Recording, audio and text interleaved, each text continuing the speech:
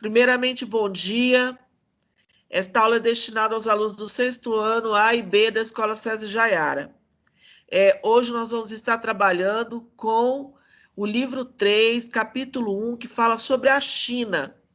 Então, hoje, nós vamos conhecer um pouquinho sobre a localização da China, vamos conhecer um pouquinho sobre a cultura chinesa, como que os chineses faziam papel antigamente, como que era a vida em sociedade, como se formou a China antiga, certo? Vamos ver algumas características da escrita chinesa, que ela é uma escrita diferenciada, ela é diferente de outros lugares, né?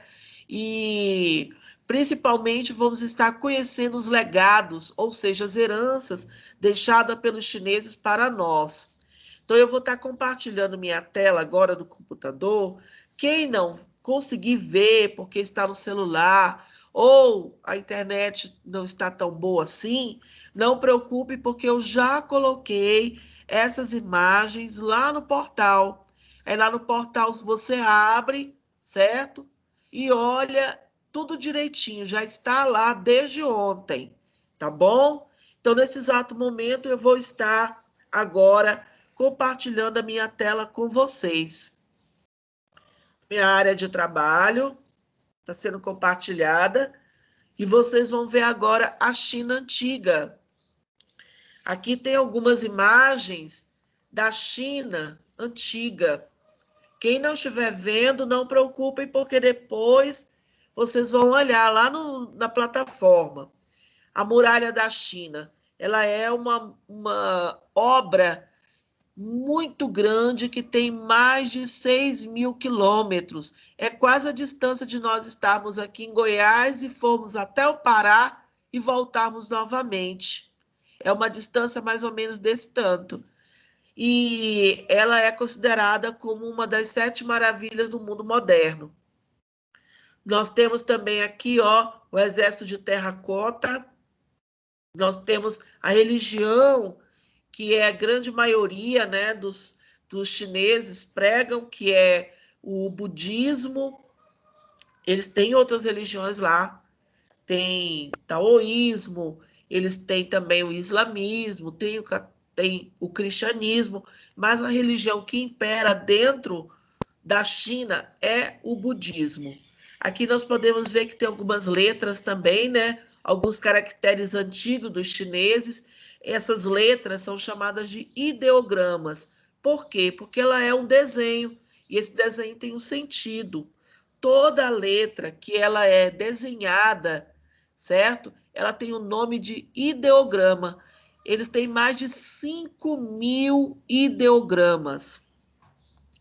Os chineses, eles são muito conhecidos pelas lutas marciais, no caso, né? O Kung Fu é uma das lutas marciais mais conhecidas dos chineses.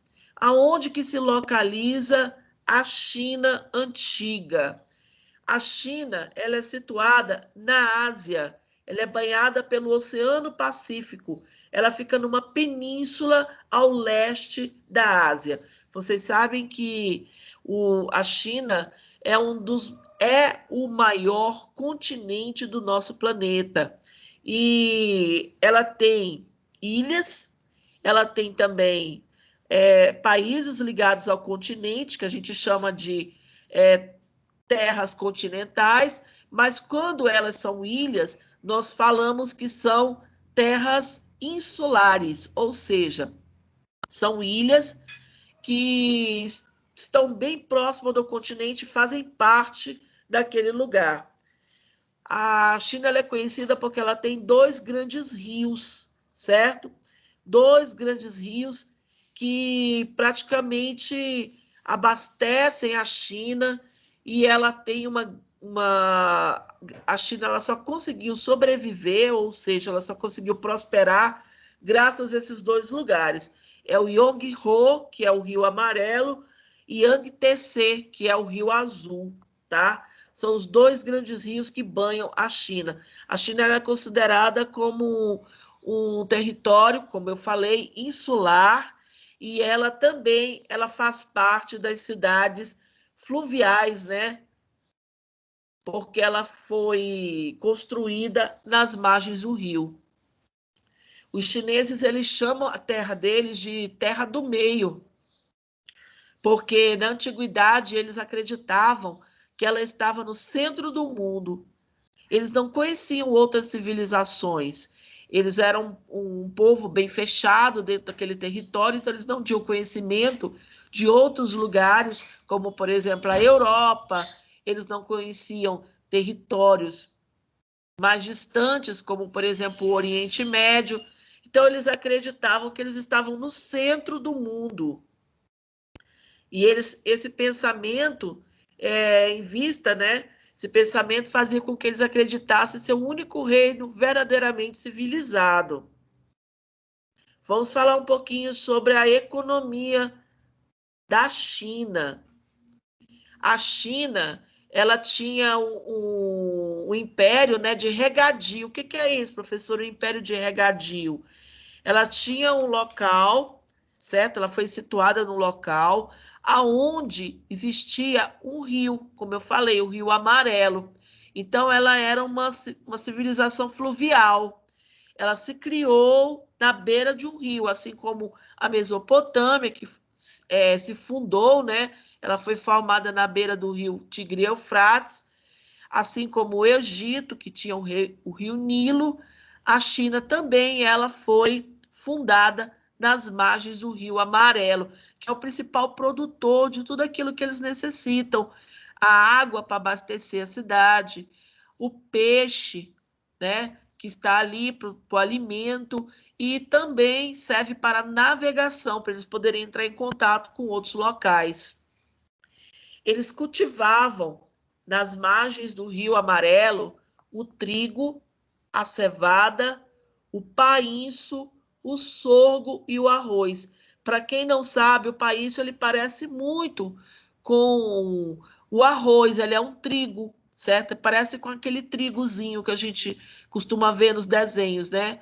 E o sorgo, ele parece muito com o milho, mas eles são produtos, tanto o painço como o sorgo, que servem para alimentação animal, certo? Eles criavam diques. Para quem não sabe o que é dique, é como se fosse uma barragem para a água do rio não entrar dentro da cidade. Eles construíam também represas e canais de irrigação. Esses canais de irrigação eram pequenos buracos que eles cavavam nas margens do rio, e aí por ali a água passava, né? Era como se fosse um canal mesmo, né? Passava por ali e chegava até a plantação deles, bem longe. Eles se dedicavam muito também à produção de cerâmica e à porcelana. Podem ver que aqui nessa imagem tem uma porcelana, né? Ricamente trabalhada, ela tem detalhes, ela tem desenhos. Eles eram muito, muito sofisticados na fabricação dessas cerâmicas. E do vidro também, né? E eles faziam também porcelana. Olha só, aqui está um pedacinho da Ásia e aqui está a China, onde eu estou mostrando. Aqui, ó, vou desenhar aqui para vocês. Aqui está a China antiga, certo? E aqui está o rio, que eu acabei de falar para vocês, que é o Rio Amarelo. A China, eles cultivavam uma frutinha, certo? Que é a amora. As amoreiras não eram simplesmente para eles se alimentarem do fruto da amoreira, não. É porque a amoreira, a folha dela era o alimento do bicho da seda. Lá eles faziam um tecido muito conhecido hoje por nós, mas ele é um tecido muito sofisticado, que ele se chama seda, certo? E a seda ela é extraída do casulo do bicho da seda. A fabricação desse tecido durante muitos anos era uma coisa secreta dos chineses. Ninguém tinha conhecimento do processo de como era feito esse tecido. Somente os chineses, e era proibido que se revelasse como é que se fabricava a seda. E os chineses puniam com a morte quem ousasse revelar o segredo. E não podia também contrabandear para outro local o bicho da seda. Então, se a pessoa fosse pega contrabandeando o bicho da seda, ela tinha um castigo com a morte. Ela era castigada com a morte, era sentenciada à morte. Então, a seda, depois de pronta, era comercializada principalmente com os indianos, esses que estão aqui, ó, nessa pontinha da Ásia, e com os árabes, lá no Oriente Médio, que não está dando muito para vocês verem, porque ela está aqui para esse lado, nesse local mais ou menos aqui que fica o Oriente Médio. Então, era um tecido muito rico, feito com o bicho da seda. Eles pegavam quando a borboleta, né, ainda está em lava, ela ainda está na lavazinha, ela vai fazer um casulozinho. Então, quando aquele casulo começa a se formar, eles vão lá, pegam aquele casulo, joga ele na água quente para matar o bicho da seda. Aí eles retiram o bichinho lá de dentro do casulo e vão desfiar aquele casulo. Tem casulo que ele tem uma metragem de quase 400 metros. Olha que é muita coisa, né? Muita coisa de fio. Então, aquele fio é tingido e aí eles começam a confeccionar o tecido. Depois que o tecido está todo feito, eles batem em cima do tecido para amolecer. Tem alguém que ligou o microfone. Depois que aquele tecido está bem molinho, aí eles pegam e coloca ele para venda. Vou dar uma olhada aqui, né? Tem algum aluno que está com o microfone aberto. Deixa eu ver aqui. Desligou agora. Yuri, você tem alguma pergunta? Por isso que você estava com o microfone aberto? Alguém tem alguma pergunta sobre isso? Então, Não. sim. Sim, professor, eu tenho. Então, pode fazer a pergunta. Então, sabe Quem está esse falando? bicho o Daniel Ferreira? Ok, pode falar. Então, sabe esse bicho da seda? Sim. Algumas pessoas que iriam usar a seda do casulo não matam esse bicho da seda dentro do casulo? Não, a única forma de você conseguir tirar é você pegando esse casulozinho. Lá no livro de vocês mostra como é que faz. O único jeito de você tirar o bichinho da seda sem danificar o casulo é jogando ele na água quente, infelizmente. Porque não tem como, mesmo porque quando você tira o bichinho da seda de dentro do casulo, ele não consegue sobreviver, porque ele necessita daquele casulo para ele poder fazer o processo de metamorfose e se transformar em uma borboleta. Se você tirar a larvazinha de dentro do casulo, ela não sobrevive. Então, para poder utilizar o fio da seda, que é o casulo, você necessita matar o bichinho, tá certo?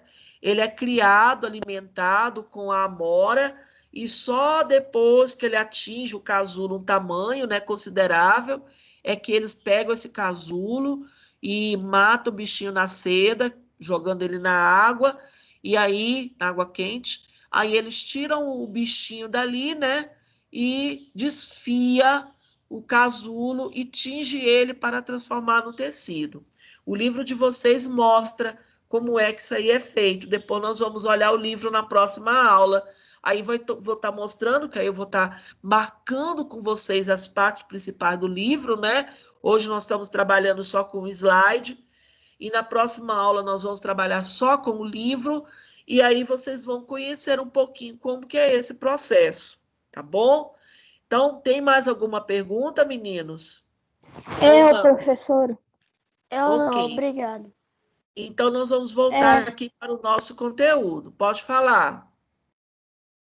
O bicho da seda que a senhora falou, já tem alguém que já tentou trazer para outro país ou não? Hoje, atualmente, todo mundo sabe o processo de fabricação do tecido, já não é mais um segredo, tanto é que está no livro de vocês. E o bicho da seda hoje é cultivado em outros países, é cultivado inclusive no Brasil. Consta que o Brasil é um dos segundos maiores produtores do tecido chamado seda. Então, hoje em dia, todo mundo já conhece como se faz esse processo e a maioria dos países já produz o seu próprio bicho da seda. Mas nós estamos falando da China antiga, antes de Cristo, né? Antes de Cristo mesmo nascer. Então, naquela época, antes de Cristo, era proibido o comércio do bicho da seda, era proibido o contrabando, e outro país não fazia a seda porque não sabia como é que fazia. Era um processo guardado a 7 chaves. No século IV, né, os chineses tinham uma grande unidade cultural, mas o governo dele, as unidades políticas, nem o governo era centralizado. Cada reino, né, da China tinha um dono. Eles estavam divididos em vários reinos, então eles viviam em guerra. Ele é conhecido como um povo muito guerreiro. Então, para conseguir unificar, tornar a China um único país, certo? Um país único, esses reinos brigaram muito entre eles. E o período da história da China, ele ficou conhecido como o período dos reinos guerreiros. Os primeiros foi Qin, certo? Da dinastia Qin. Depois foi a dinastia Shao, a dinastia Shun, Shi, Han, Wei e Yan. Então, esses foram os maiores reinos que nós tivemos na China. Não precisa agora copiar, porque vocês vão ter isso aí lá no livro. No ano de 221 a.C., o rei Qin Shi Huang, tá? Huang Tin, também chamado, né? Pôs fim às lutas dos reinos combatentes e fundou a dinastia Qin, certo? Ou também chamada de Xin, por isso que ela tem o nome de China. O Wang Tin unificou a região, ele criou o primeiro reino da China, tornando-se o primeiro imperador. Tá vendo esse homem aqui na tela? Esse aqui é o Wang Tin, também chamado de Qin, tá Não tá certo? aparecendo para mim. Gente, quem não aparecer é o problema na sua internet. Você vai depois olhar o que aconteceu e você depois vai ver esse slide lá na plataforma, porque já está lá, tá certo? Eu vou passar agora para um outro slide aqui muito interessante para nós continuarmos. Depois a gente volta naquele, tá certo? Aqui são as mesmas coisas que a gente viu lá naquele slide. Aqui está o Buda, né, que é a religião oficial deles, certo? Aqui é o símbolo deles, que é o começo e o fim. Aqui nós temos o exército de terracota, as muralhas da China, e aqui a letra dos chineses, certo? Que ela é conhecida como ideograma. Aqui tem os ideogramas, esse aqui representa o fogo, esse aqui representa as cinzas, esse aqui a chama, esse aqui significa árvore, este outro aqui parece aqui com esse, porque são dois, né? Então, esse aqui é floresta e esse aqui representa livro, tá bom? Tá vendo que ele é muito parecido com árvore? Por quê? Porque o livro, o papel, é retirado da árvore. Os chineses, naquela época, antes de Cristo, já faziam o papel. Só que o papel ele era um pouquinho diferente do papel que você conhece hoje. O papel antigamente era colocado pedaço de tecido, pedaço de casca de árvore, eles colocam serragem, tudo juntamente com a celulose da árvore, né? Eles misturavam isso tudo para dar resistência no papel.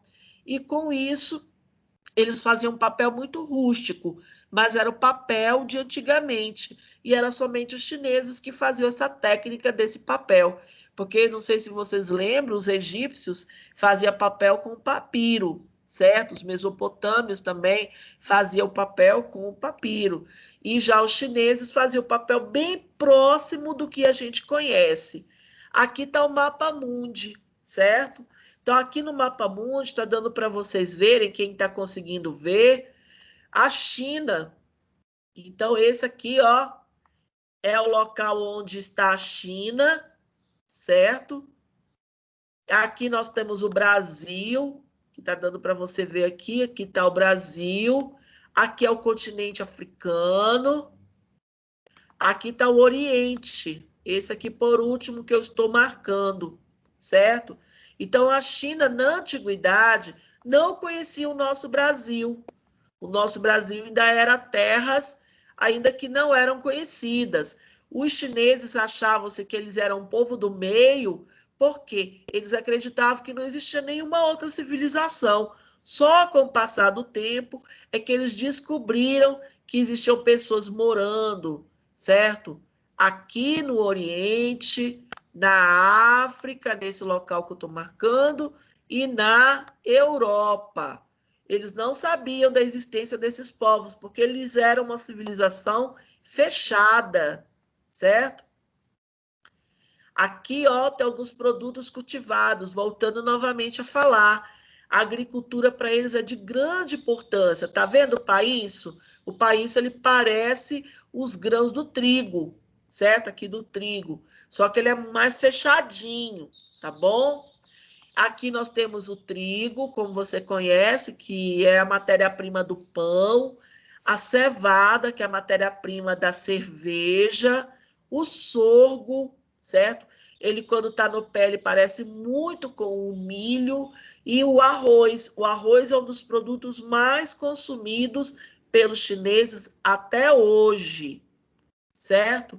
Aqui, igual aquele slide que eu passei antes, aqui está os diques, né? Que eram barragens que eles construíam para conter a água não entrar dentro da cidade, os canais de irrigação e as represas. Isso aqui são imagens de hoje. Essas represas aqui é para represar a água para que não acabasse a água, né? Durante alguns meses do ano, quando eles estão no verão. Aqui estão as porcelanas feitas pelos chineses, ricamente trabalhadas. Olha aqui a xícara, esse pote de cerâmica. Ele é feito de barro, depois é passado a cerâmica por cima dele, a porcelana, e pintado. Aqui está a seda, viu? Olha aqui, esse aqui é o bichinho da seda, certo? Aqui está o casulo do bicho da seda. E quando o casulo já está maduro, né? Antes dessa lavinha aqui se transformar, esse bicho da seda se transformar em borboleta, eles matam o bicho e retiram ele lá de dentro do casulo. Esta aqui é a rota da seda. A seda saía aqui da China, eles atravessavam e chegavam até a Índia, depois eles vinham até a Arábia. E já em alguns séculos depois chegaram até a Europa. Então, eles percorriam todo esse caminho até chegar lá. Até aí, todo mundo entendeu ou tem alguma dúvida? Eu entendi. Eu entendi. Tá certo. Entendi. Ok, então nós vamos continuar, tá bom? Eles eram divididos em reinos e eles eram povos muito guerreiros. Os principais reinos, aqui era o Qin, que é este imperador aqui, ó, que a gente viu lá no outro slide. Shao, Shun, Xin, Kan, Wei e Yan. Esse imperador aqui, ó, foi o primeiro imperador da China e ele formou a dinastia Qin. Por isso que a China tem esse nome, que se você colocar um A aqui, ó, em Xin, vira o quê? China, viu? Ele é o primeiro imperador da China. E ele unificou a letra, porque cada território, cada local que era governado por um rei, naquela época, tinha uma letra diferente da outra. Então, esse rei, o Xin, ele unificou. O que que significa unificar? Tornou uma para todos. Então, todos começaram a usar a mesma letra. Aqui, ó, esse símbolo significa vida. Só esse símbolo aqui, ele significa essa palavra toda. Não é igual ao nosso alfabeto, que cada letra é um fonema, um som, né? E juntando esses fonemas vai formar uma sílaba que depois vai formar palavra. Eles não. Um símbolo desse todinho já forma uma palavra inteira. Aqui é o símbolo do amor, esse aqui é o símbolo de Deus, boa sorte, força, fortuna, harmonia, sabedoria, e esse aqui é o trabalho. Ele unificou também as medidas. O que é a medida? O peso, né? Como nós conhecemos hoje, o litro, o quilo, o metro. Então, as medidas, elas foram unificadas. Então, agora todo mundo tinha o mesmo peso, a mesma medida, a mesma metragem. Então, todo mundo utilizava a mesma coisa, porque antes não era assim. Isso aqui é uma moeda, ó. Uma moeda dos chineses. Ela tem um furo no meio aqui, ó. Viu? Que nesse local, ela tem um furinho, ela não é igual à nossa moeda, que ela é toda sólida, não. Ela é toda sólida, completamente sólida. Eles não, eles têm aqui uma moeda e elas têm um furinho no meio. Lá eles tinham um sistema de prefeitura e distrito. Quer dizer que cada cidade tinha a sua prefeitura, o rei governava, mas cada local tinha uma pessoa que governava para ajudar o rei, um prefeito, e tinha também um prefeito distrital, ou seja, um distrito. Nesta época também, eles construíram a muralha da China. Isso é muito importante, porque isso aqui existe até hoje, a grande muralha da China. Como eu falei antes para vocês, ela tem mais ou menos uma medida de 6 quilômetros. É quase a distância de Goiás até o Pará. Ida e volta. Aqui vocês estão vendo, esse aqui é o Palácio Imperial, certo? Durante muito tempo, esse Palácio Imperial, o rei ficava aqui dentro, guardado, e não saía para nenhum lugar. E eles também construíam tumbas para colocar os seus reis quando eles morriam. E essas tumbas eram como se fossem templos, né? E lá dentro desse templo ele era enterrado, o rei. Então, existem muitas tumbas até hoje dos reis que viveram antes de Cristo na China. Olha só, essa aqui é a muralha da China. Igual dos faraós, né? Do Egito. Isso mesmo. Só não era pirâmide, mas eram iguais àquelas que eu mostrei, aquele templo que eu mostrei, aquele palácio. Esta aqui é a muralha da China. Oi. A muralha da China podia fazer turismo visitante, essas coisas? Hoje pode, você não está vendo aqui, ó, isso aqui é uma foto atual. As pessoas visitam a muralha da China. Não visita hoje, porque hoje, por conta da pandemia, isso tudo está fechado, né? A maioria das visitações em locais turísticos está fechado no mundo inteiro. Mas antes da pandemia, isso aqui era feito. Ela era larga, a muralha da China é tão larga que dá para passar um carro aqui no meio. Só que não passava, porque naquela época não existia carro.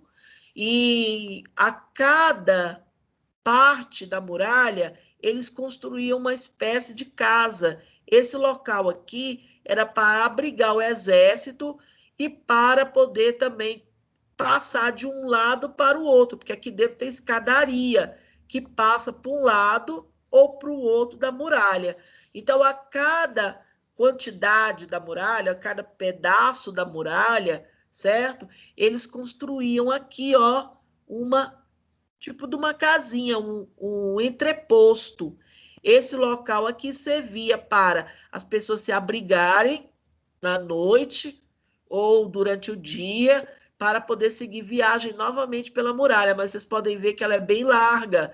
Aqui, se fosse hoje e não tivesse essas casinhas aqui a cada pedaço da muralha, daria para um carro passar aqui no meio tranquilamente. Aqui vocês estão vendo é o exército de terracota. Esse exército foi encontrado há pouco tempo. Quando eles escavaram, alguns arqueólogos encontraram isso aqui. Foram alguns agricultores, estavam lá plantando, quando de repente eles viram que tinha um buraco, né? E eles foram cavar esse buraco. Na hora que eles cavaram, foram cavando, eles encontraram esse exército, chamaram os arqueólogos começaram a fazer esse trabalho de escavação, e aí, quando eles chegaram, foi nesse exército, esse exército todinho, todo feito de barro. Antes ele estava todo pintado, mas é muito antigo. Quando eles pegaram a luz do sol, a pintura que estava nele simplesmente sumiu, ela evaporou com o tempo, né? E muitos também se desfizeram por causa da ação do tempo, quando entraram em contato com a atmosfera. Enquanto eles estavam guardados, eles estavam lá todo bonitinho, pintado, arrumadinho. No momento que abriu, que a luz do sol bateu neles, certo? Eles se desfizeram, porque eles estavam conservados só porque eles estavam lá debaixo da terra. E a dinastia Khan, certo? É também chamado de Han, esse aqui é um dos imperadores. Liu Bang criou a dinastia Khan e a China tornou-se um estado confucionista, certo? Eles passaram a ser budista e foi um período de grande desenvolvimento para a China. A China se transformou no governo desse imperador conhecido como Khan. Vocês já devem até ter visto, alguns meninos que têm Netflix já devem ter visto um seriado que é chamado de Marco Polo. Lá tem o Gengis Khan, certo? É filho do Khan, ele.